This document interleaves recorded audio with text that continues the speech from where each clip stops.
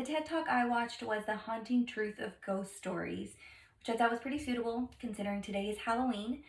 This video is done by Koya Paz Brownrigg, who is a writer, director, scholar, arts administrator.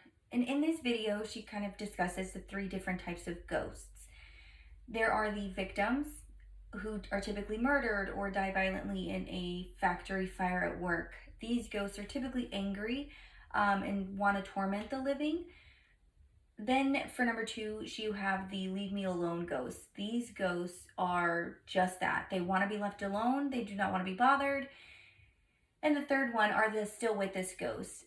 These ghosts are typically your grandparents, children, cousins, any family member, any loved one that kind of comes back, and you can kind of sense their presence in different ways, which is almost like a calming sensation to most people.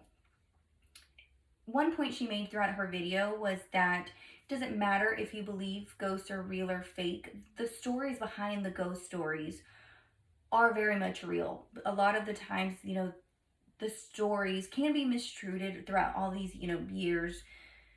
Things are added, things are taken away, but the general information itself on the ghost is very much real. These people did live their lives and either died violently or died peacefully. Every ghost has its own story. During this video, Miss Brownrigg was very well postured. She was standing up. She didn't use any demonstrations, any props. She had very little use of her hands, but she did have a really good posture and she had very good tone, which kind of kept me engaged throughout the entire video. And I would definitely recommend watching it if you do have a minute.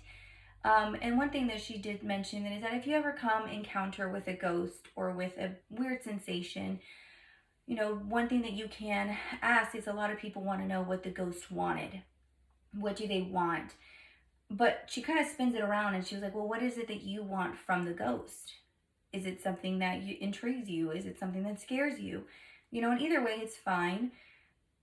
But I definitely do think that this video is definitely worth a watch.